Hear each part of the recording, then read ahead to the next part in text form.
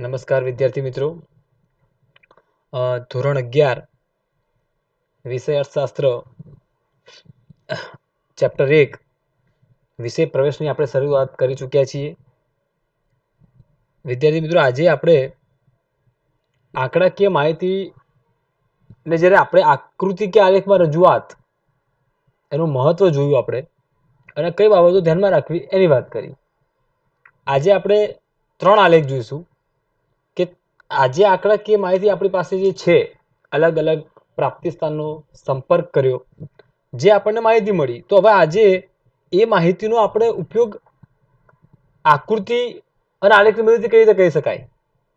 કે આકૃતિ અને આલેખ જે છે એના દ્વારા જ્યારે રજૂઆત કરવામાં આવે ત્યારે એ માહિતી એ રજૂઆત વધારે આકર્ષક સાબિત થતી હોય છે. તો આ 3 અલગ અલગ પ્રકારના આલેખ છે, આકૃતિ છે, જેને આપણે સમજવાનો પ્રયત્ન કરીએ. જે પૈકી પહેલો મુદ્દો આપણો છે સ્તંભ આકૃતિ. સ્તંભ આકૃતિને રજૂઆત કેવી રીતે કરવી, તમને અહીંયા આંકડાકીય એક માહિતી આપણને એક ઉદાહરણ આપ્યું છે, કાલ્પનિક ઉદાહરણ છે, બરાબર, કે ભારતમાં ઘઉંનું ઉત્પાદન વર્ષ 1970-71, 80-81, 90-91, 2000-2001, 2010 થી 2011, આમ 10-10 વર્ષના સમયગાળાના માહિતી આપણને ભારતમાં ઘઉંનું ઉત્પાદન કેટલા લાખ ટનમાં થાય છે આપી છે. જ્યારે ઉત્પાદન અનુક્રમે તમને આપ્યું છે 23.8 લાખ ટન, 36.3, 55.1 લાખ ટન, તો તમને લાખ ટનમાં ઉત્પાદન આપેલું છે. તો આ વાત થઈ આંકડાકીય સ્વરૂપે માહિતી. હવે આપણે લાસ્ટ કોલમ, જે છેલ્લો મુદ્દો બાકી હતો કે ભાષા દ્વારા, આંકડા દ્વારા, અને ત્રીજું હતું આકૃતિ કે આલેખ દ્વારા. તો હવે આ જ આંકડાકીય માહિતીનો ઉપયોગ કરી અને આપણે શું બનાવવાનો છે, એક આલેખ બનાવવાનો છે. સિમ્પલ. આલેખ તો તમે પરિચિત જ છો. એમાં પહેલા 2 આલેખ જે છે એ તો તમારા માટે બહુ ઈઝી છે, કારણ કે સાદો અને પાસ પાસેનો તમે ભણતા આવ્યા છો. જેમાં આજે પહેલા આપણે સાદો સ્તંભ આલેખ લઈએ છીએ. તો સૌ પ્રથમ વિદ્યાર્થી મિત્રો, આપણે આડી ધરી અને ઊભી ધરી, સ્વતંત્ર અને પરતંત્ર ચલ લેવા પડશે, રાઈટ. તો આપણે સ્વતંત્ર ચલને જનરલી વાત કરી હતી કે OX ધરી ઉપર આપણે વર્ષ દર્શાવ્યું છે, જ્યારે OY ધરી ઉપર ઉત્પાદન કેટલું થયું લાખ ટનમાં ઘઉંનું, જે આપણે દર્શાવેલું છે. સૌપ્રથમ આપણે આ કામ કરવાનું છે આલેખપત્ર ઉપર, બરાબર છે. OX અને OY ધરી ઉપર જેનું પ્રમાણ માપ અહીંયા આપેલું છે, X અક્ષ એટલે 5 વર્ષ અને Y અક્ષ 0.5 સેન્ટીમીટર બરાબર આપણે કેટલું લીધું છે, 10 ટન લીધું છે. હવે કેટલું લેવું, સ્કેલ માપ સૌથી મહત્વનો મુદ્દો છે. જો સ્કેલ માપ જો યોગ્ય નહીં લેવો તો સમજી લેજો કે તમારો આલેખ જે છે ને એ સ્પષ્ટ નહીં આવે, આકર્ષક નહીં આવે. તો પહેલો મુદ્દો આવે છે કે સ્કેલ માપ શું લેવું. સ્કેલ માપ લેવું હોય યોગ્ય, તો એનું ફોર્મ્યુલા એવું કહે છે કે સૌથી ઓછામાં ઓછી વેલ્યુ અને સૌથી મેક્સિમમ વેલ્યુ પહેલા આપણે જોઈ લેવાની. તો આપણને ઓછામાં ઓછી વેલ્યુ આપણને આપી છે 23.8 અને મેક્સિમમ આપી છે 86.9. એનો મતલબ એ થયો કે 23 અને 86 એની વચ્ચે આપણી 86.9 એટલે કે 87, એની વચ્ચે આપણી વેલ્યુ આવવાની છે બધી. એનાથી વધારે નથી આવવાની, એનાથી ઓછી નથી, 23.8 થી ઓછી નહીં આવવાની અને 86.9 થી વધારે નથી આવવાનો આપણો આલેખ. તો આપણે એ પ્રમાણે સ્કેલ માપ લેવો પડે. એટલે આપણે 0.5 સેન્ટીમીટર બરાબર અહીંયા 10 ટન નક્કી કર્યું, બરાબર છે. તમે 5 નો પણ લઈ શકો, 10 નો પણ લઈ શકો, 20 નો પણ લઈ શકો, કોઈ 50 નો, પણ ડાયરેક્ટ 50 નો લેવા જઈએ શું થાય, હવે હું અહીંયા 50 લઉં પછી 100 લઈ લઉં, તો એનો મતલબ એ થયો કે મારો આલેખ તો 50 અને 100 પહેલા 2 જે કોલમ દેખાય છે એમાં જ મારો આલેખ પૂરો થઈ જાય. પણ એવી રીતે તમે આલેખ દોરશો તો અલગ અલગ સ્તંભમાં કોઈ ડિફરન્સ તમને જોવા મળશે નહીં. એટલે પરફેક્ટ લેવું પડશે અહીંયા. તો આપણે જનરલી અહીંયા 10 નો પસંદ કર્યું છે. અહીંયા આંકડાકીય માહિતી એ પ્રમાણે છે, તો આપણે 0.5 સેન્ટીમીટર બરાબર 10 ટન લીધું છે. ક્લિયર છે. 5 ટને લઈ શકાય, 15 ટને લઈ શકાય, 20 ટને લઈ શકાય, જેવું તમને યોગ્ય લાગે. પણ યાદ રાખવાનું કે આલેખ અતિશય નાનો અથવા અતિશય મોટો ન થઈ જાય. એટલા માટે અહીંયા યોગ્ય સ્કેલ માપની વાત કરીએ તો 0.5 સેન્ટીમીટર પર અહીંયા 10 ટન થાય છે. તો આપણે અહીંયા અનુક્રમે તમે જુઓ છો 10, 20, 30, 40, 50, 10-10 ના ટનમાં ડિફરન્ટ લીધેલો છે. ક્લિયર. બસ હવે આપણે અહીંયા આડી ધરી ઉપર વર્ષ લખી નાખીએ, જે અહીંયા આપણને આપેલા જ છે, 1970, 71. હવે એક સ્તંભ અને બીજા સ્તંભ વચ્ચેનું અંતર એ સરખું રાખવાનું. ઉદ્ગમ બિંદુથી માંડી અને દરેક સ્તંભનું અંતર કેવું રાખવાનું? આપણે સરખું રાખવાનું, કે જેથી કરી દરેક વર્ષનો સ્તંભ એક અલગ એની છાપ ઊભી કરે. બીજું આવે છે 80, 81. ત્રીજું છે 90, 91, 2000, 2001 અને 10 અને 11. તો અહીંયા આપણે આલેખ હવે સ્કેલ માપના આધારે દોરીશું. તો 70, 71માં કેટલું લાખ ટનનું ઉત્પાદન થયું છે? તો 23.8. તો અહીંયા 20 એને ઉપર તમે 3 સ્કેલ જશો અને 23 એક્ઝેક્ટ 23 નથી બતાવવાનું, 23.8 છે, એટલે 24 થી થોડાક ઓછા 2.2. ક્લિયર? તો 23.8 અહીંયા આવશે, જે આપણે અહીંયા દર્શાયા છે. તો 70, 71માં આપણે આલેખ ઉપરથી ખબર પડે કે ભાઈ 23.8 લાખ ટન ઉત્પાદન થયું છે. ત્યાર પછી એ જ માહિતી આપણને આપી છે 80, 81ની. તો 80, 81નો આલેખ દોરીશું. એમાં 36.3 આપણે આલેખનો પૂરો કરશું. પછી અનુક્રમે 55.1, 69.7 અને 86.9. તો અહીંયા આલેખ આપણો પૂરો થાય છે. આ સ્તંભ આલેખ કહેવાય, અને એ પણ સાદો સ્તંભ આલેખ. કયો? સાદો સ્તંભ આલેખ. દરેકને આવડતું જ હશે આલેખ તો, પણ આપણે એકવાર અભ્યાસક્રમમાં છે તો લઈ લીધું, અને આપણે એકવાર હાઇલાઇટ કરાવી લીધું, થોડુંક જ્ઞાન તમારું તાજું કરી લીધું. ક્લિયર? એકદમ સરળ છે આલેખ. આલેખ દોરતી વખતે ખાલી ખાસ યાદ રાખવાનું છે, એ સ્તંભ આલેખ અથવા કોઈ પણ આલેખ હોય, પણ સ્કેલ માપ. જો યોગ્ય સ્કેલ માપ નહીં લો તો પછી આલેખ અતિશય નાનો અથવા અતિશય મોટો આવશે. એટલે જ્યારે આપણે વાયદરી ઉપર સ્કેલ માપ લઈએ છીએ એ પરફેક્ટ લેજો બસ. બાકી તો આલેખ તમને આવડવાનો જ છે, બીજું કોઈ ખાસ અહીંયા છે નહીં. હવે આ સાદો સ્તંભ આલેખની વાત કરી. હવે વાત કરીએ પાસેનો સ્તંભ આલેખ. તો બંનેનો ફરક શું? કે પેલામાં એક જ ચલમાં એક જ એકમની માહિતી તમને આપી હતી, અહીંયા તમને અલગ અલગ ચલ આપેલા છે. કે અહીંયા તમે જુઓ, પહેલા આપણે અનુસૂચિ જોઈએ કે કોઈ એક દુકાનમાં દર 2 મહિનામાં વિવિધ માપના ચોકલેટનું બોક્સનું વેચાણ આપણને આપ્યું છે. બરાબર છે? હવે તમને ખબર છે કે સમય, સ્થળ એ આપણે તો જનરલી આડી OX ઉપર લખશું, એટલે એનો તો કોઈ પ્રશ્ન આવશે જ નહીં. તો મહિનાઓ જો: જાન્યુઆરી, ફેબ્રુઆરી, માર્ચ, એપ્રિલ, મે, જૂન, જુલાઈ, ઓગસ્ટ, સપ્ટેમ્બર, ઓક્ટોબર અને નવેમ્બર, ડિસેમ્બર, જેને આપણે આડી ધરી ઉપર દર્શાવેલા છે. એ તો આપણને ફાવશે. હવે પ્રશ્ન હવે આવે છે કે ભાઈ સાદા અને પાસેમાં શું ફરક છે? પેલામાં કોઈ એક વર્ષમાં એક જ ચલની માહિતી આપી હતી, જ્યારે અહીંયા એક જ સમયમાં તમને એક કરતા વધારે માહિતી આપી છે. જો કે જાન્યુઆરી, ફેબ્રુઆરીમાં વેચાણ એકમો ખરા, પણ એમાં 3 ભાગ પાડ્યા. જુઓ તમે કે નાનું બોક્સનું એકમનું કેટલું, મોટા બોક્સના એકમનું નાના બોક્સનું જાન્યુઆરી, ફેબ્રુઆરીમાં નાના બોક્સનું વેચાણ કેટલું, મધ્યમ બોક્સનું વેચાણ કેટલું અને મોટા બોક્સનું વેચાણ કેટલું. એનો મતલબ એવો થાય કે જાન્યુઆરી, ફેબ્રુઆરી જે આપણો મહિનો છે, એ મહિનામાં આપણે જે આલેખ દોરવાના આવશે સ્તંભ, એ 3 સ્તંભ થશે. પહેલો સ્તંભ થશે નાના બોક્સનો, બીજો સ્તંભ થશે એને જોઈન્ટ એટલે પાસે નામ આપ્યું છે મધ્યમ બોક્સનો, અને એને અડીને પાછો ત્રીજો એટલે કે મોટા બોક્સનું વેચાણ. ક્લિયર? ઓકે. હવે આપણે આલેખ તો દોરવાનો છે. તો સ્કેલમાં પહેલો મુદ્દો આવે સ્કેલ માપ.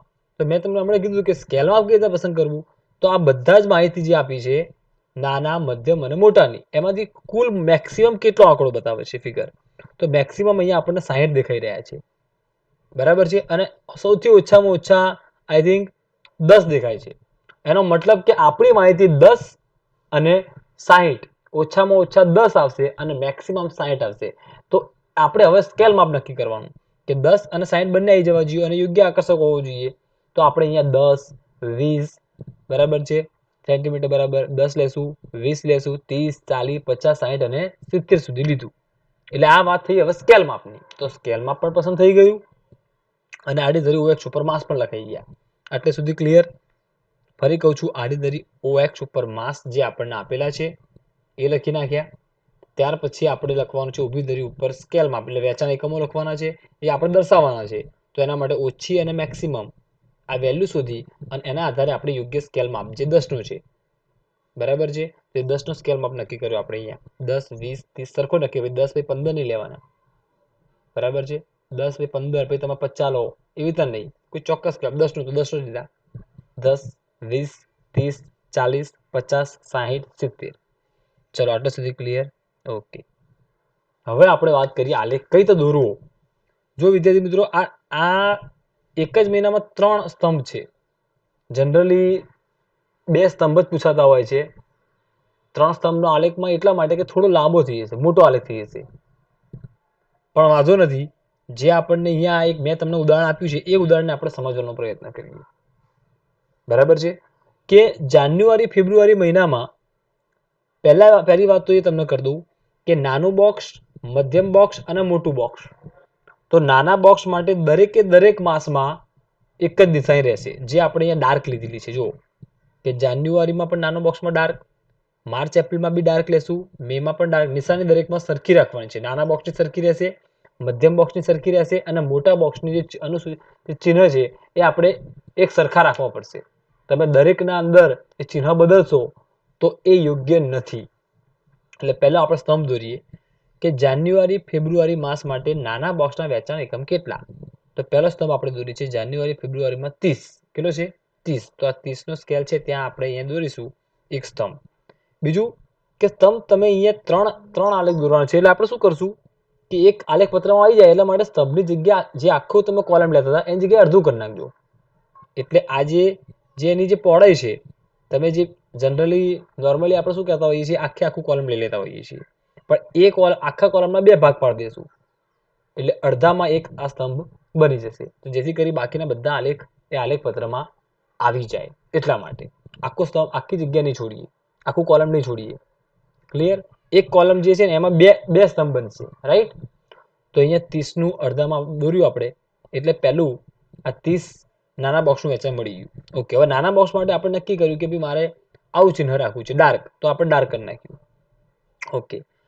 હવે જાન્યુઆરી ફેબ્રુઆરી માટે મધ્યમ બોક્સ એ સમયગાળામાં લેવાનું છે. તો એ સમયગાળામાં મધ્યમ બોક્સ કેટલા છે? 15. પાસેનો છે એટલે અહીંયા એને અડીને જ આવશે સંલગ્ન. તો 10 અને 20 એની વચ્ચે એક્ઝેક્ટ 15 આવે. તો અહીંયા 15 નો સ્કેલ આપણે દોર્યો. એના માટે કોઈ ચિહ્ન નથી. હવે જો અહીંયા ચિહ્ન આ ચિહ્ન જો તમે, બરાબર છે, આડી લાઇનિંગો છે, પણ પેલામાં આડી લાઇનિંગ તમારે જો અહીંયા 2 લાઇનિંગો ભેગી થાય છે. અહીંયા આડી છે, અહીંયાથી ઉપરથી નીચે અને નીચેથી ઉપર તરફ છે.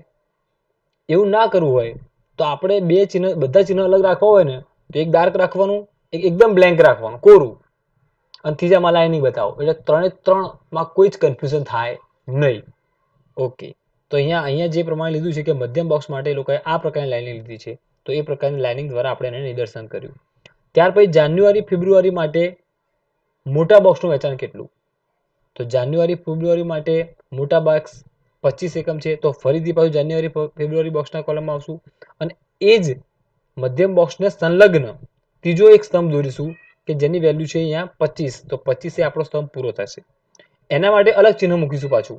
એટલે હવે આ જાન્યુઆરી ફેબ્રુઆરી બોક્સ જે મહિનો હતો એ મહિનામાં આપણો અહીંયા એક સ્તંભ પૂરો થયો. નાના બોક્સનો, સંલગ્ન મધ્યમ બોક્સનો અને અડીને મોટા બોક્સનો. એટલે આ એક જ 3 સ્તંભ તમારે એક મહિના માટે થયા. હજુ બીજા આપણે દરેકમાં દોરીશું. હવે પાછા ફરી પાછું એક અંતર છોડીશું સરખું, એ જ અંતર દરેકમાં મેન્ટેન રાખવાનું છે. એ ખાસ યાદ રાખજો. હવે જે આલેખ દોરવાનું છે માર્ચ એપ્રિલનું દોરવાનું. એટલે એવું ના થાય કે તમે અહીંથી અહીંયા સંલગ્ન ચાલુ કરી નાખો, કારણ કે માર્ચ એપ્રિલ ને જાન્યુઆરી ફેબ્રુઆરી એ તો અલગ પાડવું જ પડશે ને. તો હવે શું કરવું પડે? પહેલા તો સ્પેસ છોડવી પડશે કે ઉદ્ગમ બિંદુથી પહેલા સ્તંભ વચ્ચેનું તમે જેટલું અંતર છોડ્યું હતું એટલું જ અંતર આ તમે આ જે જાન્યુઆરી ફેબ્રુઆરીમાં મોટા બોક્સમાં જે લાસ્ટ તમે સ્તંભ દોર્યો છે ત્યાંથી તમારે માર્ચ એપ્રિલ સુધી આ કોલમ જે છે દેખાય છે તમને ગેપ, જગ્યા છોડવાની છે અને પછી સ્તંભ દોરવાનું ચાલુ કરવાનું છે માર્ચ એપ્રિલ માટે. તો માર્ચ એપ્રિલ માટે નાના બોક્સ કેટલા છે? 40. તો આપણે અહીંયા દોર્યા 40. મધ્યમ છે 25 અને મોટા બોક્સ છે 50 એકમો. તો ફરી આપણને 3 સ્તંભ મળ્યા. એને આપણે અલગ અલગ જે અહીંયા નાના બોક્સ માટે સેમ નાના બોક્સ માટે, જે મધ્યમ બોક્સ માટે નિશાની હતી એ મધ્યમ બોક્સ માટે મૂકી અને જે મોટા બોક્સ માટે હતી એ આપણે મોટા બોક્સ માટે મૂકી. તો વિદ્યાર્થી મિત્રો આ રીતે ફરી આપણે સ્પેસ છોડીશું અને મે અને જૂનની શરૂઆત કરીશું. તો મે જૂનમાં પાછા નાના 50 છે, મધ્યમ 25 છે અને મોટા 35 છે. તો એ વેલ્યુના આધારે આપણે મે અને જૂના 3 સ્તંભનો આલેખ દોર્યો. સેમ વસ્તુ આપણે કરતા જઈશું અને આ નવેમ્બર ડિસેમ્બર સુધી આ પ્રક્રિયા ચાલશે અને એ નવેમ્બર ડિસેમ્બર સુધી આપણો આલેખ પૂરો થશે. આ રીતે જ ખાસ એક દાખવાનું છે કે તમે જે મહિનો પૂરો કરો એના પછીનું એક સ્તંભનું જે અંતર તમારે છોડી દેવાનું છે, પછી જ આપણે જે તે મહિનાના સ્તંભ દોરવાના છે. પાસેનો છે એટલે અડીને આવશે, બરાબર છે. પણ એવું ના થાય કે જુલાઈ ઓગસ્ટ અને સપ્ટેમ્બર ઓક્ટોબર બધું ભેગું કરી નાખો તમે, કારણ કે જુલાઈ August September October November December, તો એ બધા જે મહિના છે એ તો અલગ પડવા જોઈએ, જે આપણને આકૃતિમાં સ્પષ્ટ દેખાય જ છે કે કેવા અલગ અલગ દેખાય છે, કે જાન્યુઆરી ફેબ્રુઆરીમાં અલગ છે, માર્ચ એપ્રિલનો આલેખ આખો અલગ છે, મે જૂનનો અલગ છે. તો આ તમે પાસેની સ્તંભાકૃતિ જ્યારે દોરો છો એટલે તમારે જે તે એક્સ ધરી ઉપર તમે જે વિષય વસ્તુ દર્શાવી છે એમાં આપણે અલગ અલગ જે ચલ આપ્યા હતા, નાના, મધ્યમ અને મોટા, એ આપણે દર્શાયા. તો આ રીતે વિદ્યાર્થી મિત્રો દોરવાનો તો મૂળ સ્તંભ આલેખ જ છે, પણ પાસેનો છે. પર્ટિક્યુલર તમને જે વર્ષ આપ્યું હોય, જે મહિનો આપ્યો હોય, એ વર્ષ કે મહિના માટે આપણે દોરવાનો રહે છે. તો આ પાસેનો તમે એકવાર પ્રેક્ટિસ કરજો. ખાસ યાદ રાખજો કે સ્તંભ અહીંયા તમે અડધો કરી નાખજો, નહીતર પછી છેક સુધી નહીં આવે. સાદા સ્તંભાલેખમાં શું હોય કે આપણી પાસે સ્તંભ એક જ હોય છે, એક વર્ષ કે એક મહિના માટે. તો આપણે જનરલી બહુ પહોળો દોરી નાખીએ છીએ તો વાંધો નથી આવતો. પણ જનરલી આ રીતે 3નો સ્તંભ એક જ માસ માટે દોરવાનો હોય તો સ્તંભની જે પહોળાઈ છે એ થોડી અડધી કરી દેવાની, દરેકમાં સરખી જ રાખવાની, પાછી અલગ અલગ નહીં રાખવાની. એ સૌથી મહત્વનો મુદ્દો છે કે સ્તંભની પહોળાઈ એ દરેકમાં સરખી હોવી જોઈએ.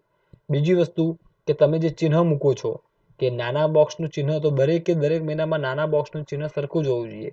મધ્યમ બોક્સનું તો દરેકમાં મધ્યમ બોક્સનું ચિહ્ન સરખું હોવું જોઈએ, અને મોટા બોક્સનું તો દરેકમાં મોટા બોક્સનું ચિહ્ન સરખું હોવું જોઈએ. તો આમ આ આલેખ જે છે એ આલેખ ઉપરથી આપણને એવું જાણવા મળે છે. અહીંયા એક ધારો કે કોઈ આપણે એનો સર્વે કરીએ છીએ તો આપણને તો ખબર પડી જાય કે ભાઈ જે ડાર્ક છે એ સૌથી ઊંચું છે. તો આપણે જોઈએ બોક્સમાં કે હા, એ કયું બોક્સ છે, તો કે નાનું બોક્સ. તો સૌથી વધારે નવેમ્બર ડિસેમ્બરમાં નાના બોક્સનું વેચાણ સૌથી વધારે થાય છે. બરાબર. સૌથી નાનો આલેખ કયો દેખાય છે, તો મોટા બોક્સનું વેચાણ કયા મહિનામાં, કે જુલાઈ અને ઓગસ્ટમાં, કે જુલાઈ અને ઓગસ્ટમાં માત્ર 10 એકમો જ વેચાય છે. તો આ થયું વિશ્લેષણ, કે જે માત્ર આપણે આલેખ ઉપરથી, આકૃતિ ઉપરથી આપણે કરી શકીએ છીએ. તો વિદ્યાર્થી મિત્રો 2 આલેખ થયા, એક સાદો અને બીજો પાસેનો. ઓકે, તમારે ઘરે એકવાર પ્રેક્ટિસ કરવાની છે, દોરવાના છે. ક્લિયર? તો વધારે તમારે કોન્સેપ્ટ ક્લિયર થશે. અને હવે આ છેલ્લો જે આકૃતિ છે એ આકૃતિ પહેલા તો આપણે ગણતરી કરવી પડે. હવે ધ્યાન આપજો કે તમને પરીક્ષામાં પૂછાય, ધારો કે પૂછાય આ જ આલેખ 12મા ધોરણમાં આવવાનો છે, બરાબર છે, અને 12મા ધોરણમાં આ જ વસ્તુ તમારે રિપીટ થવાની છે. અત્યારે કદાચ પહેલી જે તમારી એક્ઝામ આવશે અથવા 11મા ધોરણમાં આલેખ દોરવાના લગભગ નહીં પૂછાય, અને પૂછાય તો એ વાંધો નથી, આપણે કરાયા છે તો આપણને આવડવું જોઈએ. બરાબર. હવે અહીંયા મેં આખું વિગતવાર લખ્યું છે, તમને ડાયાગ્રામ તો દોરેલો છે બાજુમાં. એ આકૃતિ કઈ રીતના આવી, આ વેલ્યુ પર્સન્ટેજ એ આપણે આખા રાઉન્ડમાં કઈ રીતે દોર્યા, આને પાઈ આકૃતિ પણ કહે છે, વૃત્તાંશ આકૃતિ પણ કહે છે, વર્તુળ આકૃતિ પણ કહે છે. બરાબર છે. તમને કઈ માહિતી આપવામાં આવશે આંકડાકીય, તો જો અહીંયા વસ્તુ લખેલી છે, વસ્તુ અને ટકાવારી ખર્ચ, આ 2 જ વિગત તમને આપવામાં આવશે. બાકીની કોઈ વિગતો તમને આપવામાં આવતી નથી. શું આપવામાં આવશે, ફરી કહું છું. પહેલું આપ્યું હશે વસ્તુ અને બીજું આપ્યું હશે ટકાવારી ખર્ચ. તો અહીંયા વસ્તુ આપણને અલગ અલગ આપી છે. ચોપડી, સ્ટેશનરી, ચોપડી પાછળનો ખર્ચ 20%, સ્ટેશનરી પાછળનો ખર્ચ 5%, ફોન, કોમ્પ્યુટર વગેરે છે એની પાછળનો ખર્ચ 30%, નાસ્તાનો ખર્ચ 30%, કપડાનો ખર્ચ 15%. આમ કુલ ટકાવારી કેટલી હોય, 100%. તો 100% ખર્ચ આપણને આપેલો છે, એનું અલગ અલગ વિભાજીકરણ આપ્યું છે. અને તમને એવું કહેવામાં આવ્યું છે કે આના આધારે વૃત્તાંશ આકૃતિ દોરો, વર્તુળ આકૃતિ દોરો, પાઈ આકૃતિ દોરો. ઓકે, કોઈ વાંધો નથી. તો વિદ્યાર્થી મિત્રો પહેલા તો વાત કરીએ કે વૃત્તાંશ. તો એ વૃત્તાંશનું કુલ માપ કેટલું, તો કુલ માપ તો 360 થાય. કેટલું થાય, 360 થાય. આપણને જે વિગત આપી છે ટકાવારીમાં આપી છે. ક્લિયર? જો 20%, 5%, 30%, 30%, 15 આપણને ટકાવારીમાં આપી છે. આપણે દોરવાનું છે વૃતાંશ, અને વૃતાંશનું કુલ માપ કેટલું છે? 360. તો આપણે ટકાવારીને પહેલા ખૂણામાં કન્વર્ટ કરવા પડે કે ના કરવા પડે? કરવા પડે. તો જ આપણને આલેખ દોરી શકીએ, નહીં તો આલેખ દોરી શકાય નહીં. ક્લિયર? બીજું, આ આકૃતિ દોરવા માટે આપણી પાસે આખું જે વર્તુળ, આખું વર્તુળ કહું છું, કે જેમાં 0 થી શરૂ કરીએ અને પાછા આવીએ 0 પર, એટલે 360 પૂરા થાય. બધા ખૂણાના માપ લખેલા હોય છે, કે જેના કારણે આ આકૃતિ દોરવામાં સરળતા રહે. ઓકે, એટલે પહેલા કામ શું કરશું આપણે? કે વૃતાંશની ગણતરી કરીશું. શું કરશું? એટલે આપણે આલેખ પત્રની પાછળ બનાવવું પડશે. આ તો આપણે વસ્તુ આલી હશે, ટકાવારી ખર્ચ આલ્યો હશે. તો ત્રીજું કોલમ આપણે બનાવવાનું વૃતાંશની ગણતરી. શું બનાવશું? વૃતાંશની ગણતરી. ઓકે, તો વૃતાંશની ગણતરી કઈ રીતે કરવી? તો એનું મેં સૂત્ર લખ્યું છે, જો, કે વૃતાંશ બરાબર પેટા મૂલ્ય ભાગ્યા કુલ મૂલ્ય ગુણ્યા 360. એટલે આપણને ખૂણો મળી જશે. ચલો આમાં કિંમત મૂકીએ. કે પહેલું, ચોપડી માટે ટકાવારી ખર્ચ કેટલો? 20. એ 20 જે રહ્યો એ પેટા મૂલ્ય કહેવાય. શું કહેવાય એને? પેટા મૂલ્ય. તો 20 ભાગ્યા કુલ મૂલ્ય. તો કુલ મૂલ્ય આવ્યું, જો કુલ 100. કુલ કેટલું હોય? 100 જ હોય. તો કુલ 100 ગુણ્યા 360. બરાબર? એટલે આપણને શું મળ્યું? એની વેલ્યુ મળી, વૃતાંશ મળી. કેટલો? પહેલો વૃતાંશ કેટલો મળ્યો? 72 અંશ મળ્યો. સેમ વસ્તુ સ્ટેશનરી માટે 5. પેટા મૂલ્ય કુલ મૂલ્ય 100 ગુણ્યા 360, એટલે એનો વૃતાંશ મળ્યો 18. તો આ પ્રમાણે દરેકમાં 30 ભાગ્યા 100 ગુણ્યા 360, 30 ભાગ્યા 100 ગુણ્યા 360 અને 15 ભાગ્યા 100 ગુણ્યા 360. તો અહીંયા આપણને અનુક્રમે શું મળી ગયા? વૃતાંશ મળી ગયા. તો આ બધા વૃતાંશ શોધી નાખવાના. બીજું, એ વૃતાંશ શોધીને તરત એનો સરવાળો કરો પહેલા, કારણ કે વૃતાંશનું કુલ માપ કેટલું છે? 360. તો આપણે એનો સરવાળો 360 થવો જોઈએ, નહીતર આપણે વૃતાંશની ગણતરીમાં કંઈક ભૂલ છે, સમજી લેવું. ક્લિયર? તો આપણે શું કરવાનું છે હવે? પહેલા કે ટકાવારી ઉપરથી આપણે વૃતાંશ શોધીશું. વૃતાંશ શોધવા માટે પેટા મૂલ્ય ભાગ્યા કુલ મૂલ્ય ગુણ્યા 360, જે સૂત્ર મેં લખેલું છે. હવે આપણે અહીંયા ચોપડી માટેનો વૃતાંશ મળ્યો 72, સ્ટેશનરી માટે 18, કોમ્પ્યુટર માટે 108, નાસ્તા માટે પણ 108, કારણ કે બંનેમાં વેલ્યુ સરખી હતી, અને કપડા માટે 54. આમ 72 વત્તા 18 વત્તા 108 વત્તા 108 વત્તા 54, એટલે કુલ મળશે 360. ઓકે, આટલી ગણતરી તમને ખબર પડી હશે. હવે આ જે લાસ્ટ કોલમ છે એ મેં કેમ મૂક્યું? તો તમે જ્યારે આકૃતિ દોરો તો એ આકૃતિ દોરવામાં તમને ખૂબ સરળતા પડે, કારણ કે આપણે આખા વર્તુળનો ઉપયોગ કરવાનો છે. સાંભળી લેજો, કે જેના કારણે એ આકૃતિ કે આલેખ દોરો. આ છેલ્લું કોલમ મેં એટલા માટે બનાવ્યું છે કે તમારો આકૃતિ કે આલેખ ખૂબ જ સરળ બની જાય. તમારે બીજું કશું કેલ્ક્યુલેટર કરવું, એડ કરવું, એવું કશું કરવું નહીં પડે. તો આપણે હકીકતમાં વેલ્યુ શોધવાની હતી આ જ 72, 18, 108, 108, 54, જે આપણે શોધી નાખી છે. પણ આ છે CFI જે તમે કહો છો સ્ટેટમાં, કે એ એટલા માટે મેં શોધી છે કે તમારો આકૃતિ કે આલેખ દોરવો તમને ખૂબ સરળ પડે, એટલા માટે છે. તો પહેલા કોલમમાં તો વેલ્યુ આપણી 72, તો 72 મૂકી દેશું. હવે શું કરશું? તો આ જે 72 છે એમાં આ 18 પ્લસ કરીશું સ્ટેશનરીના. તો 72 વત્તા 18 એટલે કેટલા મળ્યા? 90 અંશ મળ્યા. પછી આ 90 જે હતા એમાં 108 પ્લસ કરીશું, એટલે 198 મળ્યા. એ 198માં નીચેના નાસ્તાના 108 પ્લસ કરીશું, એટલે 306 મળ્યા. આ 306માં કપડાના 54 ઉમેરીશું, એટલે કુલ 360 મળી જશે. એટલે આ 360 અને અહીંયા છેલ્લે 360, આ બે ચેક કરી લેવાના. એટલે આપણે સાચી દિશામાં જઈ રહ્યા છીએ. ફરી કહું છું, CFI કઈ રીતે શોધશું? તો ચોપડી માટે આપણે વેલ્યુ વૃતાંશની કેટલી આવી? 72. એ 72 અહીંયા મૂકી દેવાના પહેલા કોલમમાં. ચોપડી માટે એના એ જ રહેશે. ક્લિયર? હવે એ સ્ટેશનરી વાત કરીએ તો સ્ટેશનરીમાં શું કરવું પડે તમારે? આ 72 જે CFI છે એમાં તમારું જે વેલ્યુ આપણે શોધી 18, એ પ્લસ કરી દેવાની, એટલે 90 મળે. એ 90માં આ 108 પ્લસ કરો, એટલે 198 મળે. એ 198માં અહીંયા 108 વેલ્યુ છે તો એ પ્લસ કરો, એટલે 306 મળે. 306માં 54 પ્લસ કરો, એટલે 360 મળે. ક્લિયર? ઓકે. તમને એમ થાય કે આવું કેમ, આ બધું ગણતરી કેમ કરવી પડે? આ ગણતરી વિદ્યાર્થી મિત્રો આલેખ તમારો સ્પષ્ટ મળે, સામેવાળી વ્યક્તિને પણ ખબર પડે કે ભાઈ આ દર્શાવ્યું છે કઈ રીતના. જ્યાં સુધી આ બધી ગણતરી ના કરો તો એનું અર્થઘટન યોગ્ય થઈ શકે નહીં. હવે આપણે વાત કરીએ આલેખ કઈ રીતે દોરવો. તો આખું વર્તુળ આપણી પાસે હોય એ મૂકી દેવાનું. પહેલા સાંભળજો, 0 વેલ્યુથી શરૂઆત કરવાની. સમજી લો કે આ એરો મારો દેખાય છે તમને કોમ્પ્યુટરમાં, એ એરો ત્યાં આપણો 0 મૂકેલો છે. ગમે ત્યાં મૂકી શકાય, મેં અહીંયા મૂક્યો છે, બરાબર. તમે જ્યાં મૂકો ત્યાં મૂકી શકાય, એવું જરૂર નથી કે અહીંયા જ મૂકો, કારણ કે કુલ તો 360 જ થવાનું છે. અહીંયા 0 મૂક્યો છે, આ એરો છે ને ત્યાં. ઓકે, હવે આપણે દોરવાની શરૂઆત કરીએ છીએ. ટકાવારી ખર્ચ કેટલા ટકા બતાવવાનો છે? 20. સાંભળજો, 20% બતાવવાનો છે. માઇન્ડ વેલ, 20% બતાવવાનો છે. પણ વૃતાંશની કુલ માપ કેટલું હોય? 360 હોય. જેના માટે આપણે આ બધી ગણતરી કરી. તો 20% માટેનો વૃતાંશ કેટલો? 72 છે. ઓકે, તો અહીંથી આપણે શરૂઆત કરીએ એટલે તમે રાઉન્ડ મૂકેલું હશે, એટલે જ્યાં તમારો ખૂણો 72 ના આવે ને ત્યાં તમારે એક બિંદુ મૂકી દેવાનું. એટલે ધારો કે અહીંયા આવ્યું, આ જો આ એરો મારો છે ત્યાં 72 છે, એક્ઝેક્ટ 72, અને ત્યાંથી એક લાઈન તમારે અહીંયા દોરી દેવાની. બરાબર છે, આ 72 ને હું અહીંયા લાઈન દોરી દઈશ, એક્ઝેક્ટ મિડલમાં એક બિંદુ દોરી દેવાનું હોય, ત્યાં તમારે એક વેલ્યુ દોરી દેવાની. એટલે એનો મતલબ કે આ જે 0 થી આ 72 નો જે ભાગ થયો, બરાબર છે, ખૂણો મળ્યો, એ પર્સન્ટેજ કેટલા ટકા કહેવાય? એને 20% કહેવાય. ક્લિયર? હવે તમારે શું કરવાનું છે? ખૂણો દર્શાવવાનો છે 18 નો. સાંભળજો, સ્ટેશનરી માટે પર્સન્ટેજ 5% છે. એની આપણે વૃતાંશ ગણ્યો કેટલો આવ્યો? 18 અંશ. એટલે ખૂણો 18 નો બનાવવાનો છે. પણ તમારે વારે ઘડી મેં તમને હમણાં કીધું કે આપણે આ CFI શાના માટે શોધીએ?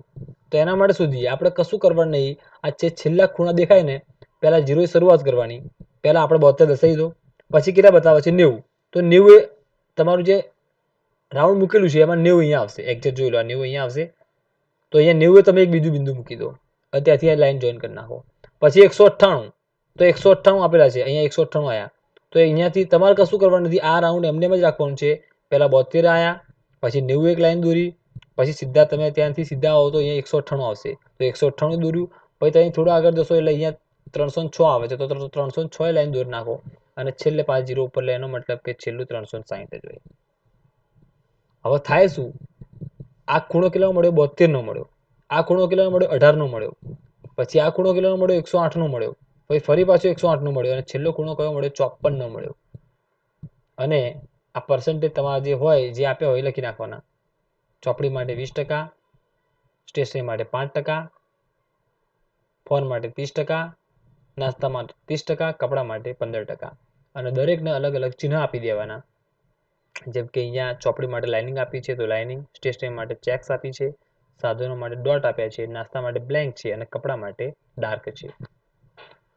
થોડોક ઓકવર્ડ છે. બીજું કે આપણે અત્યારે ફિઝિકલી નથી મળતા. હું કે બોર્ડ છે મારી પાસે, કે તો હું તમે મારી સામે બેઠા છો, પણ બને એટલું મેં પ્રયત્ન કર્યો છે કે આ આલેખને તમને સમજાવવાનો. ફરી કહું છું તમને, આપણે અત્યારે ઓનલાઈન છીએ અને ઓનલાઈન ભણી રહ્યા છીએ. મેન્ટલી, ફિઝિકલી,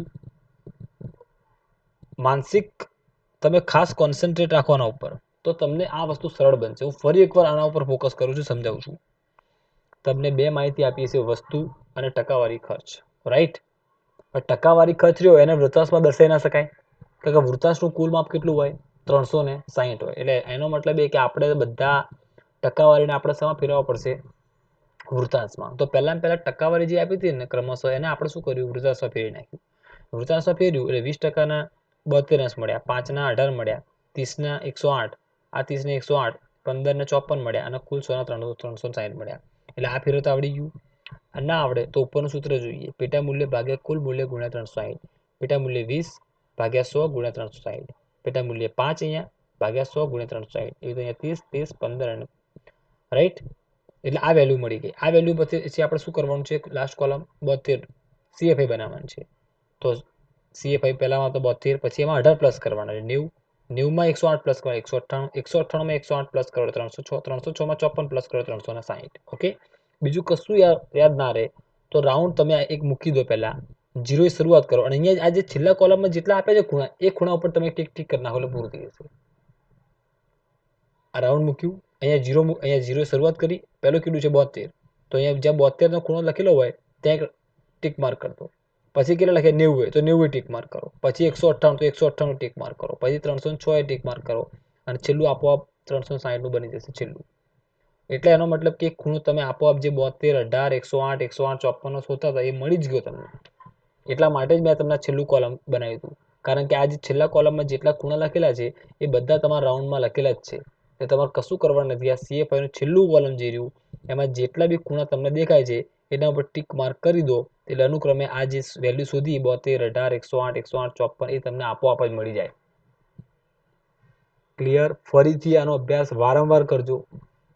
જો કે તમારે આલેખ જનરલી આ પૂછાતો નથી, બરાબર છે? સાદો સ્તંભ આલેખ પાસ પાસેનો, અને 12મા ધોરણમાં બી આજ સુધી નહીં પૂછાયો. પણ નથી પૂછાયો એ આપણો અર્થ નથી. પૂછાય તો આપણને આવડવું જોઈએ. થોડી ગણતરી છે અને પછી એનું આલેખનું પ્રેઝન્ટેશન છે. રાઈટ? ઓકે વિદ્યાર્થી મિત્રો, આ આલેખ 3 કરાયા. એ ત્રણ આલેખનો તમે ઘરે અભ્યાસ કરજો. બરાબર છે? Okay, thank you.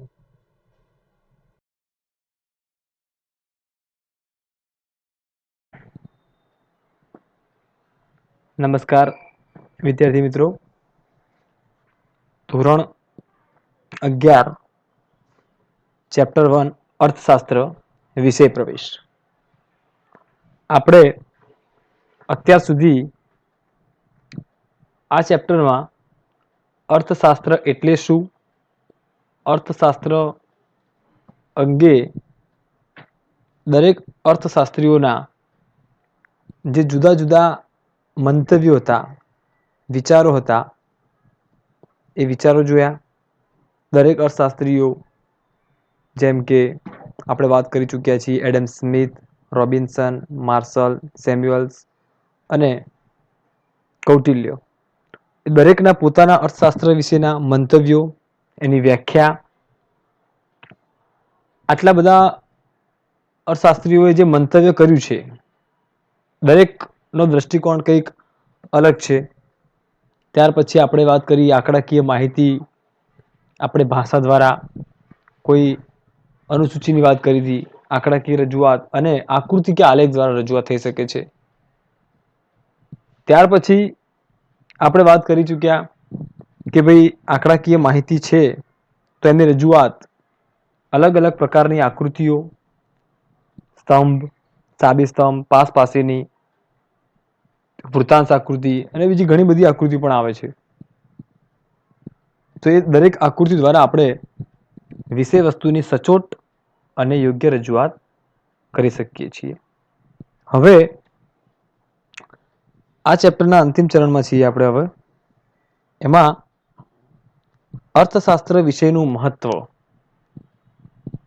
આ અર્થશાસ્ત્ર વિષય જે તમને આપ્યો છે એનું શું મહત્વ છે, ત્યાંથી આ ચેપ્ટર, આ એકમની હવે શરૂઆત થવા જઈ રહી છે. નેક્સ્ટ ચેપ્ટરથી આપણે જે અલગ અલગ સંકલ્પનાઓ લેશું, તો પહેલા એ આપણે જાણવું પડે કે અર્થશાસ્ત્ર વિષયનું શું મહત્વ છે, શા માટે એને અહીંયા સામેલ કરવામાં આવ્યો છે. તો આપણે એનું મહત્વ જોઈએ છીએ. આજનો યુગ એ આર્થિક યુગ છે. માનવીની પ્રવૃત્તિ લાભ અને ગેરલાભની તુલના સાથે થાય છે. કોઈ પણ પ્રવૃત્તિ આપણે કરીએ છીએ તો આપણે એવું વિચારીએ કે આપણને લાભ શું, આનાથી ગેરલાભ શું. બહુ ઓછા લોકો છે કે જે સાવ નિસ્વાર્થ ભાવે કામ કરે છે, કે કોઈ સ્વાર્થ જ ના હોય કે લાભ શું થશે કે થશે કે નહીં, એવી આશા રાખ્યા વગર જો કોઈ કામ કરતું હોય તો એવા તો બહુ ઓછા લોકો છે. આર્થિક બાબતથી દૂર રહી શકે એવું તો ભાગ્યે જ કોઈ હોય. માટે અર્થશાસ્ત્ર વિષયની પ્રસ્તુતા વધી જાય છે, તેના અભ્યાસનું મહત્વ વધી જાય છે. કારણ કે આપણે વાત કરી ચૂક્યા છીએ કે આર્થિક અને બિન આર્થિક વ્યવહારો. હવે આર્થિક એટલે આપણને ખબર છે કે જેમાં વિનિમયનો ઉદ્દેશ છે, જેમાં કંઈક મેળવવાનું છે, આપણે કંઈક આપવાનું છે, શ્રમ આપવાનું છે, બદલામાં વળતર મેળવવાનું છે, એવા ઉદ્દેશથી પ્રવૃત્તિ કરવામાં આવે છે. જનરલી બધા કોઈ પણ જ્યારે પ્રવૃત્તિ કરે છે ત્યારે લાભ હાનિ આ પ્રવૃત્તિ સાથે એમાં જોડાય છે, આર્થિક પ્રવૃત્તિનો જ ભાગ. અને જો આર્થિક પ્રવૃત્તિનો ભાગ હોય તો પછી એનો અભ્યાસમાં અર્થશાસ્ત્રનું મહત્વ, એની પ્રસ્તુતતા વધી જાય છે. તો એના મહત્વના 3 પ્રકાર છે. પહેલું છે વ્યવહારિક મહત્વ. વ્યવહારિક મહત્વ શું છે? તો વ્યવહારિક મહત્વમાં જોઈએ આંતરરાષ્ટ્રીય ઘટનાઓ. આજના સમયમાં આર્થિક બાબતો જ આંતરરાષ્ટ્રીય બાબતોને અસર કરે છે. શા માટે અમેરિકા સુપર પાવર છે? ક્રૂડ ઓઇલના ભાવ કેમ વધઘટ થાય છે? અમેરિકા, રશિયા, ચીન અને ભારતમાં કઈ આર્થિક સમાનતા કે તફાવત છે, કયો દેશ મૂડીવાદી છે, કયો દેશ સામ્યવાદી છે, તે જાણકારી હોય તો આપણે કયા દેશ સાથે સરળતાથી વ્યવહાર કરી શકીએ તે સમજી શકાય છે. અર્થશાસ્ત્રનો જો આપણે અભ્યાસ કરીએ તો આપણને એ જાણવા મળે છે કે દરેકે દરેક પહેલા તો આપણને એ ખબર પડે છે કે દરેક દેશની ઇકોનોમિક્સ શું છે. ધારો કે ઉદાહરણ લઈએ કે અમેરિકા એ સુપર પાવર દેશ છે, મહાસત્તા. તો કેમ? એ કેમ એનો જવાબ આપણને અર્થશાસ્ત્ર આપે છે કે ત્યાંનું અર્થશાસ્ત્ર શું છે, તો કે મૂડીવાદી અર્થશાસ્ત્ર છે. તો મૂડીવાદી અર્થશાસ્ત્ર એટલે શું, એમાં શું હોય, આપણે એનો અભ્યાસ કરીએ ત્યારે આપણને ખબર પડે છે. ચીન, ભારત અને ચીનમાં શું ફરક છે, ભારત અને અમેરિકામાં શું ફરક છે, ત્યાંનું ઇકોનોમિક્સ શું છે, અહીંયા ઇકોનોમિક્સ શું છે. આ જો આપણે અર્થશાસ્ત્ર, બંનેના અર્થશાસ્ત્ર અથવા અલગ અલગ દેશોની જ્યારે તુલના કરીએ તો દરેક દેશના તમે અર્થતંત્ર જુઓ પહેલા, અને એ ઇકોનોમિક્સના આધારે આપણે આપણો દેશ કેટલો વિકસિત છે અથવા વિકાસશીલ છે એનો આપણને ખ્યાલ આવે છે. આવી આંતરરાષ્ટ્રીય ઘટનાઓ જે રહી એ જાણકારી આપણી પાસે હોય તો આપણે કયા દેશ સાથે સરળતાથી વ્યવહાર કરવો એ આપણે સમજી શકીએ છીએ. આપણને ખબર છે કે અમેરિકા જેવા આર્થિક દ્રષ્ટિએ શક્તિમાન દેશો કે જે આજે ભારતમાં ઘણું રોકાણ કરે છે અને આપણે પણ રોકાણની જરૂરિયાત છે, તો આપણે એની મદદ પણ લઈએ છીએ. ઇન શોર્ટ, જે બી આંતરરાષ્ટ્રીય ઘટનાઓ છે એનો અભ્યાસ કરવો એ દેશ માટે ખૂબ જરૂરી છે. એ વ્યવહારિક મહત્વ થયું. ઐતિહાસિક ઘટનાઓની વાત કરીએ. તેજાના અને ગરમ મસાલાના ભાવ વધ્યા, તે માટે ઇંગ્લેન્ડના વેપારીઓ ઈસ્ટ ઇન્ડિયા કંપની સ્થાપી. તો આપણને ખબર છે ભારતમાં આવી વેપાર શરૂ કર્યો, શાસન કર્યું. રોજગારી, ઉદ્યોગ ધંધામાં પડતી ઊંચા કરવેરા, ભારતીય પ્રજાએ અંગ્રેજોના શાસનનો વિરોધ કર્યો. દુનિયાના દેશ અને દેશમાં ભાવ વધારો, ઊંચા કરવેરા, અછત જેવા આર્થિક પરિબળો માટે મોટી રાજકીય ઉથલપાથલ સર્જે છે. અર્થશાસ્ત્રના અભ્યાસથી જ ઐતિહાસિક રાજકીય ઘટનાક્રમ સમજી શકાય છે.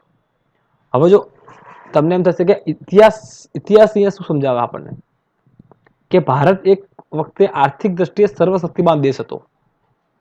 ત્યારનું ઇકોનોમિક્સ તમે જુઓ કે અમેરિકા, આજે ઇંગ્લેન્ડ છે, આપણને ખબર છે કે ભાઈ પોર્ટુગીઝો, ડચ લોકો, ફ્રેન્ચો, અંગ્રેજો બધા વેપાર કરવા ક્યાં આવ્યા હતા, તો ભારતમાં આવ્યા હતા. કેમ ભારતમાં આવ્યા હતા? કારણ કે એ વખતનું જે અર્થતંત્ર હતું એ અર્થતંત્ર આપણું વિકસિત હતું. તેજાના, મરી મસાલા, આપણી ઘણી બધી વસ્તુઓ અને સેવાઓ એવી હતી કે જેનો લાભ એ લોકો ઈચ્છતા હતા, કે જેની માંગ, ડિમાન્ડ એ વિદેશમાં પણ હતી. આ ઇતિહાસ આપણને કહે છે, આવી ઐતિહાસિક ઘટનાઓ છે અને એ ઘટનાઓ પરથી આપણને જાણવા મળ્યું. હકીકતમાં અંગ્રેજો વેપાર કરવા આવ્યા હતા, પણ આપણે સામાજિક વિજ્ઞાન ભણી ચૂક્યા છીએ, ઘણા બધા એવા કારણ કે જેના કારણે એ લોકોએ આપણા ઉપર રાજ કર્યું. આપણા ઉદ્યોગો, રોજગાર, ધંધા બધા પડી ગયા અને પછી આપણે એનો વિરોધ કર્યો. બરાબર?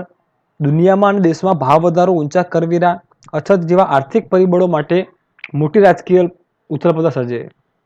તમે જ્યારે ગવર્મેન્ટને આવક વધારવી હોય તો ગવર્મેન્ટ ધારો કે જેમ કરવેરાનો વધારો કરશે, એક ખાલી કરવેરા વધારે છે, પેટ્રોલનો ભાવ ₹1 બી વધારે, તો ગવર્મેન્ટની આવક પણ એ પ્રમાણે વધતી હોય છે કરોડોમાં.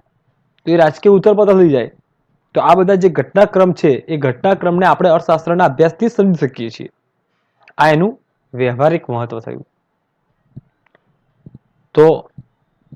તો આમ અર્થશાસ્ત્રના મહત્વમાં વ્યવહારિક મહત્વના 2 મુદ્દા છે: આંતરરાષ્ટ્રીય ઘટનાઓ અને ઐતિહાસિક ઘટનાઓ. હવે જોઈએ આર્થિક મહત્વ. ઇકોનોમિકલી શું બેનિફિટ છે? રોજબરોજના વ્યક્તિગત નિર્ણય લેવા. રોજબરોજ આપણે ઘણી બધી પ્રવૃત્તિ કરીએ છીએ. તમે કોઈ ધંધા, વ્યવસાય, રોજગાર એમાં સંકળાયેલા જ છો. કોઈ નોકરી કરે છે, કોઈ ધંધામાં છે, કોઈ પોતાનો વ્યવસાય છે. અભિનેતા, ડોક્ટર, વકીલ, ગાયક, શિક્ષક પણ આર્થિક રોકાણ કરતા હોય છે. સીધી રીતે આર્થિક પ્રવૃત્તિ ન જોડાયેલા હોય એવા લોકો પણ બચત તો કરે જ છે અને મૂડીરોકાણ પણ કરે છે. ખર્ચ અને આવકની પ્રવૃત્તિ સાથે જોડાયેલા હોય જ છે. ગૃહિણીથી માંડી અને સરકાર સુધીના લોકોને પોતાના આર્થિક નિર્ણયમાં અર્થશાસ્ત્રનો અભ્યાસ જરૂરી છે. ગૃહિણી, એક ઉદાહરણ જોઈએ, નાનાથી મોટું ઉદાહરણ આપ્યું છે. ગૃહિણીથી છે સરકારનું. આજે ગૃહિણી છે, ઘર ચલાવે છે, તો ઘર એમને એમ તો ચલાવતા નહીં હોય, એને આવકનો પ્રાપ્તિ થતો હશે જ. બરાબર, એના હસબન્ડ છે કે એનો છોકરો છે, કોઈ પણ એને પૈસા લઈને આપતું હશે, એટલે પોતે કમાતા હશે. હવે જે પૈસા આયા એનું એક બજેટ બનાવશે અને એ બજેટમાંથી એને એ મહિનામાં કેટલો ખર્ચો કરવો એનું આયોજન કરશે. તો સેમ વસ્તુ ગવર્મેન્ટ પાસે છે. ગવર્મેન્ટ પણ અર્થતંત્રમાંથી એના પ્રાપ્તિ સાધનો કયા કયા છે આવકના, પહેલા એ જુએ છે. પછી એને કઈ કઈ વસ્તુ કે સેવા પાછળ લોકો માટે કયો ખર્ચ કરવાનો છે એનું આયોજન કરે છે. અને આ બધા જ આયોજન કરવા, આ બધા આર્થિક નિર્ણય કહેવાય. એવા આર્થિક નિર્ણયો લેવા માટે હોય તો એમાં આપણે અર્થશાસ્ત્રનો અભ્યાસ કરવો જરૂરી છે.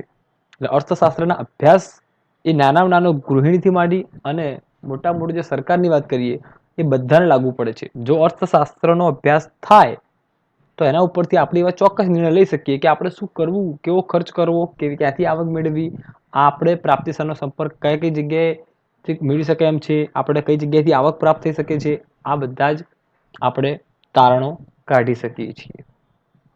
તો આ વાત થઈ. રોજબરોજના નિર્ણય માટે પણ આપણને અર્થશાસ્ત્ર ઉપયોગી છે. ત્યાર પછી સરકારી નીતિઓને સમજવા. ગવર્મેન્ટની જે પોલિસી છે, તો પોલિસી શું, ગવર્મેન્ટે યોજના જાહેર કરી તો એ યોજનાનો યોગ્ય અભ્યાસ પણ આપણને અર્થશાસ્ત્ર જ કરાવશે. ભારત જેવા દેશોમાં સરકારની નાણાકીય નીતિ અથવા રાજકોષીય નીતિ કે સમગ્ર આર્થિક નીતિ આપણા રોજબરોજના જીવન પર અસર કરે છે. અને માટે અર્થશાસ્ત્રનો અભ્યાસ એ નીતિને સમજવા માટે અને એ મુજબના નિર્ણય બદલવામાં મદદરૂપ થાય છે. ધારો કે રિઝર્વ બેંકના રેપો રેટના ફેરફાર મુજબ આપણે બચત અને રોકાણ નિર્ણય કરવા જોઈએ. એક ઉદાહરણ આપ્યું છે. રિઝર્વ બેંક એટલે બેંકોની બેંક, એને રિઝર્વ બેંક કહેવાય. બરાબર, દરેક જેટલી બેંકો અર્થતંત્રમાં છે આપણા દેશમાં એ બધાની બેંક એક, જેનું નામ રિઝર્વ બેંક ઓફ ઇન્ડિયા છે. હવે એ બેંક જ્યારે repo rate, reverse repo rate, આ બધા શબ્દ તમારું આગળ આવશે. બરાબર, હજુ તમે શબ્દથી પરિચિત નથી, પણ એવું બેઝિક વસ્તુ સમજી શકાય કે અર્થતંત્રમાં જો નાણાંનો ફુગાવો હોય કાં તો નાણાંની અછત હોય તો એને કંટ્રોલ કરવા માટે આરબીઆઈ આ repo rate, reverse repo rate એમાં ફેરફાર કરતી હોય છે.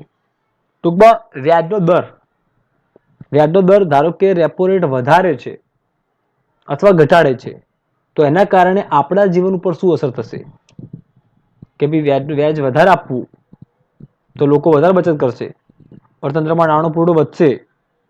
અને વ્યાજ ઓછું આપવું એટલે ટૂંકમાં વધારે વ્યાજ ક્યારે આપવું, ઓછું ક્યારે આપવું, અને એના કારણે લોકોને શું અસર થશે, તો આ જે બેંક, જે રિઝર્વ બેંકે જે નિર્ણય લીધો એની આપણા લોકો ઉપર શું અસર થશે, એનો જે આપણે અભ્યાસ કરીએ છીએ એ અભ્યાસ આપણને અર્થશાસ્ત્ર કરાવે છે. અને એટલા માટે કહેવાય છે કે ભાઈ ગવર્મેન્ટની જે નીતિ છે, પોલિસી છે, એને તમારે સમજવી હોય તો એના માટે પણ ખૂબ જ ઉપયોગી છે.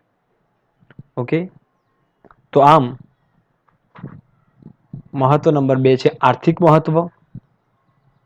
પહેલું હતું વ્યવહારિક, બીજું હતું આર્થિક મહત્વ. આર્થિક મહત્વમાં બે મુદ્દા જોયા આપણે કે રોજબરોજની જે વ્યક્તિગત આપણા નિર્ણયો છે, દરેક ફિલ્ડમાં હોય, કોઈ ડોક્ટરમાં હોય, ચાર્ટર્ડ એકાઉન્ટન્ટમાં હોય, કોઈ ગાયક હોય, શિક્ષક હોય, કે એને આવક ક્યાંથી મળવાની છે, એને ખર્ચ કેટલો કરવાનો છે, આનો જે અભ્યાસ છે એ ઇકોનોમિક્સ આપે છે. પોલિસી ગવર્મેન્ટે બહાર પાડી, એ પોલિસીનો આપણા ઉપર શું અસર થશે એનો અભ્યાસ એ પણ ઇકોનોમિક્સ કરાવે છે. તો આમ બંને સંજોગોમાં એનું મહત્વ છે. મુદ્દા નંબર 3 છે વ્યવસાયિક મહત્વ. વ્યવસાયિક મહત્વ એટલે જોઈએ આવક અને ખર્ચ, માંગ અને પુરવઠો. આ બાબતો તમામ વ્યવસાય સાથે સંકળાયેલી. કોઈ પણ વ્યવસાય કરો એમાં આવક, ખર્ચ અને માંગ પુરવઠો આવે ને આવે જ. અર્થશાસ્ત્રનો જો અભ્યાસ દરેક વ્યવસાયની આર્થિક ગણતરીમાં મદદરૂપ આપણને થાય છે. કોઈ પણ વ્યવસાય હોય, કોઈ પણ વ્યવસાય, એમાં જે આર્થિક ગણતરી આપણે કરવાની છે, લોસ, પ્રોફિટ, ડિમાન્ડ, સપ્લાય, તો એ અભ્યાસ આપણને કોણ કરાવશે, તો એ અભ્યાસ આપણને અર્થશાસ્ત્ર કરાવશે. વસ્તુ કે સેવાના કિંમત નિર્ધારણ. હવે તમે આજે કોઈ વસ્તુ બનાવી, એક ઉત્પાદક છો, વસ્તુ બનાવી, તો એ વસ્તુને કઈ કિંમતે વેચવી એને કિંમત નિર્ધારણ કહેવાય. જે તમે કિંમત નક્કી કરો છો એ કિંમત નિર્ધારણ. તો એ કઈ કિંમત રાખવી, તો એના માટે પહેલા બજારમાં માંગ જોવી પડે, પુરવઠો જોવો પડે. આ અર્થશાસ્ત્રનો અભ્યાસ કર્યા વગર આપણે એની કિંમત નક્કી કરી શકીએ જ નહીં. સાધનોને કાચા માલનું ખરીદ વેચાણ, કઈ કિંમતે કરવું, કાચો માલ ક્યારે ખરીદવો કે જેના કારણે મેક્સિમમ પ્રોફિટ થઈ શકે, શ્રમિકો કે કર્મચારીને વેતન નક્કી કરવા કે ભાઈ કર્મચારીને વેતન આપવું એ કેટલું આપવું, કેટલો દર વર્ષે વધારો કરવો, એક સાથે વધારો કરી દેવો કે ક્રમશઃ કરવો, કે જે પોલિસી નક્કી કરવી હોય. તો આ બધા જ નિર્ણયો એ અર્થશાસ્ત્રના અભ્યાસમાંથી જ આપણને મળે છે. તીવ્ર પરફેક્ટ કોમ્પિટિશન છે, તો એ બજારમાં કિંમત ઘટાડવાથી સીધી વસ્તુ છે ગ્રાહકને આકર્ષી શકાય છે. આપણને ખબર પડે કે ભાઈ જ્યારે એક જ વસ્તુના વેચવાના એક કરતાં વધારે હોય તો એને સ્પર્ધા કહેવાય. અને એ સ્પર્ધામાં આપણે શું કરવું જોઈએ, તો કિંમતને ઘટાડશો તો એ વસ્તુ લોકો ખરીદવા માટે આકર્ષાશે. તો આજે આપણને જ્ઞાન મળ્યું એને જ અર્થશાસ્ત્ર કહે છે. તો આવા વ્યાવસાયિક મહત્વ, તમને વ્યવસાય જે કરો છો તમે કોઈ પણ વ્યવસાય, એ વ્યવસાયમાં તમારો પ્રોફિટ કેવી રીતે ઇન્ક્રીઝ કરવો, માંગ અને પુરવઠાને શું અસર થાય છે, આવક અને ખર્ચને શું અસર થાય છે, એનો અભ્યાસ કરતું શાસ્ત્ર એ આપણું અર્થશાસ્ત્ર છે. આમ અર્થશાસ્ત્ર મૂળભૂત રીતે આર્થિક નિર્ણયો કરવામાં મદદરૂપ થતું શાસ્ત્ર છે અને તેનું વ્યવસાયિક મહત્વ છે. આર્થિક જગતમાં માણસના મુખ્ય 3 સ્વરૂપ છે. એઝ અ માણસની વાત કરી છે કે તમે 3 પ્રકારે જાઓ છો, એક ગ્રાહક તરીકે, એક ઉત્પાદક તરીકે અને એક શ્રમિક તરીકે. ગ્રાહક તરીકે તમારું કામ વસ્તુ કે સેવાનો ઉપયોગ કરવાનું છે, ઉત્પાદક તરીકે વસ્તુ કે સેવાનું ઉત્પાદન કરવાનું છે, અને શ્રમિક તરીકે છો તો તમારે પોતાનો શ્રમ આપીને વળતર મેળવવાનું છે. આ ત્રણેય સ્વરૂપમાં તેણે ઓછામાં ઓછું, આ ત્રણ વ્યક્તિ એવું જ વિચારે કે એને ઓછામાં ઓછું ચૂકવાનું વધુ લાભ પ્રાપ્ત થાય, અને આર્થિક સિદ્ધાંતોને તેને મદદ કરે છે. જેમ કે ગ્રાહક છે તો ગ્રાહકને હંમેશા એવું જ થાય કે એ ઓછામાં ઓછું રૂપિયા ચૂકવીને સારામાં સારું વળતર મળે. એને ઉત્પાદક છે તો એને બી એવું થાય કે એની જે પડતર છે ઓછામાં ઓછી આવે અને લાભ વધુ મળે. શ્રમિક છે તો એને એમ થાય કે ઓછું કામ કરવું પણ વધારે પગાર મળે. તો આવા જે અભ્યાસની વાત છે એ પણ આપણને અર્થશાસ્ત્ર જ કરાવે છે. તો આમ તમે 3 મહત્વ જોયા, વ્યવહારિક, આર્થિક અને વ્યવસાયિક. બરાબર. તો અહીંયા તમારું ચેપ્ટર એ ઓવર થાય છે. ચેપ્ટર નંબર 1 અર્થશાસ્ત્ર વિષય પ્રવેશ. છેલ્લો મુદ્દો હતો અર્થશાસ્ત્ર વિષયનું ઇમ્પોર્ટન્સ શું છે. તો આપણે આજે એ ઇમ્પોર્ટન્સની વાત કરી. આંતરરાષ્ટ્રીય ઘટનાઓને સમજવી હોય, કોઈ ઐતિહાસિક ઘટનાઓની વાત છે, તો આ આપણને વ્યવહારિક મહત્વમાંથી જાણવા મળે છે. ત્યાર પછી આર્થિક મહત્વની વાત કરી, રોજબરોજની જે નિર્ણયો આપણે લઈએ છીએ, સરકારની કોઈ પોલિસી છે એને સમજવી છે, તો આર્થિક મહત્વ. અને વ્યવસાયિક મહત્વની વાત કરીએ તો તમે કોઈ પણ ફિલ્ડમાં રોકાયેલા છો, જે વ્યવસાયમાં રોકાયેલા છો, તો એ વ્યવસાયમાં આવક, ખર્ચ, માંગ, પુરવઠો, આ બાબતો એ તો દરેક વ્યવસાય સાથે જોડાયેલી જ છે. તેનો અભ્યાસ પણ આપણને અર્થશાસ્ત્ર કરાવે છે. તો આમ અર્થશાસ્ત્ર વિષય પ્રવેશ. અર્થશાસ્ત્ર એટલે શું? સાદી ભાષામાં એક વ્યાખ્યા તમને બધી યાદ કરાવું. એક વસ્તુ યાદ રાખવાની છે આપણે, કે માણસની જરૂરિયાતો હંમેશા કેવી છે? અમર્યાદિત છે. અમર્યાદિત. એક જરૂરિયાતો પૂરી થતી નથી અને બીજી જરૂરિયાતો ઉદ્ભવે છે. બીજું બાજુ આ જરૂરિયાતને સંતોષવાના જે સાધન છે, જે રિસોર્સ છે, એ બહુ લિમિટેડ છે. સાધનો લિમિટેડ છે, જરૂરિયાતો અમર્યાદિત છે. તો આ જે સાધનો આપણી પાસે છે એ પાછા વૈકલ્પિક ઉપયોગ ધરાવે છે. એટલે દરેક સાધનના એક કરતાં વધારે ઉપયોગ છે. તો આપણું કામ અહીંયા એ બને છે કે એમાંથી બેસ્ટ વિકલ્પ કયો, એ સાધનમાંથી આપણને કયો વિકલ્પ સ્વીકારીએ કે જેમાંથી મેક્સિમમ રિટર્ન મળે, વળતર મળે, એ ઓપ્શનને સ્વીકારવાનો છે અને આપણી જરૂરિયાતને પૂર્ણ કરવાનો પ્રયત્ન કરવાનો છે. આમ અમર્યાદિત જરૂરિયાતોને મર્યાદિત સાધનો વડે સંતોષતું શાસ્ત્ર એટલે એને કહેવાય છે અર્થશાસ્ત્ર. અર્થશાસ્ત્રનું મહત્વ, આર્થિક પ્રવૃત્તિ અને બિન આર્થિક પ્રવૃત્તિ, એ પણ શું અગત્યનો મુદ્દો હતો. માઇક્રો ઇકોનોમિક્સ, મેક્રો ઇકોનોમિક્સ, એકમલક્ષી અર્થશાસ્ત્ર અને સમગ્રલક્ષી. એકમલક્ષી એટલે કોઈ એક પર્ટિક્યુલર ક્ષેત્રની વાત હોય. આપણે વાત કરી હતી માથાદીઠ આવકનો અભ્યાસ, તો એકમલક્ષી છે. પણ જ્યારે રાષ્ટ્રની જે કુલ આવકની વાત છે, રાષ્ટ્રીય આવકની વાત આવે તો એ સમગ્રલક્ષી છે. આમ એકમલક્ષી અર્થશાસ્ત્ર, સમગ્રલક્ષી અર્થશાસ્ત્ર એની વાત કરીએ આપણે. આંકડાકીય માહિતીની વાત કરી. આંકડાકીય માહિતીને આપણે રજૂ કરવી છે આકૃતિ કે આલેખ દ્વારા, તો આપણે એની ચર્ચા કરી ચૂક્યા છીએ. અલગ અલગ પ્રકારના આપણે આલેખો પણ જોયા. આલેખોમાં આપણે જોયું કે સાદી સ્તંભાકૃતિ છે, પાસેની સ્તંભાકૃતિ છે અને વૃતાંશ આલેખ છે. તમારે આ જે ટોપિક છે કે વૃતાંશ આકૃતિ, પાસેનું અને સાદો અને બીજા વિભાજિત સ્તંભાકૃતિ પણ આવે છે, પણ એ તમારે અત્યારે આપ્યું નથી. પણ 12મા ધોરણમાં પહેલું ચેપ્ટર યાદ આવશે. એમાંથી 5 માર્ક્સનો એક આલેખ પૂછાય છે. તો ફરીથી આપણે એકવાર એ આલેખો જે આપણે કરાયા છે એ આલેખો તમે ઘરે દોરવાનો પ્રયત્ન કરશો તો તમને એ વિશે સચોટ ખ્યાલ આવશે. આ ઉપરાંત આજે આપણે એક મુદ્દો લીધો મહત્વ, તો એમાં બી 3 મુદ્દા જોયા. વ્યવસાયિક મહત્વ, વ્યવહારિક મહત્વ, આર્થિક મહત્વ. આમ અહીંયા ચેપ્ટર 1 એ પૂર્ણ થાય છે. તમે બધા ઘરે આ ચેપ્ટરનું એકવાર પુનરાવર્તન કરજો અને એ પુનરાવર્તન થયા પછી તમે બને તો લાંબા સમય સુધી યાદ રહે તો એના માટે અમુક જે અર્થશાસ્ત્રીઓની આપણી જે વ્યાખ્યાઓની વાત કરી ચૂક્યા છીએ એ વ્યાખ્યાઓ એકવાર લખજો. પછી આર્થિક પ્રવૃત્તિ, બિનઆર્થિક પ્રવૃત્તિની વ્યાખ્યા લખજો.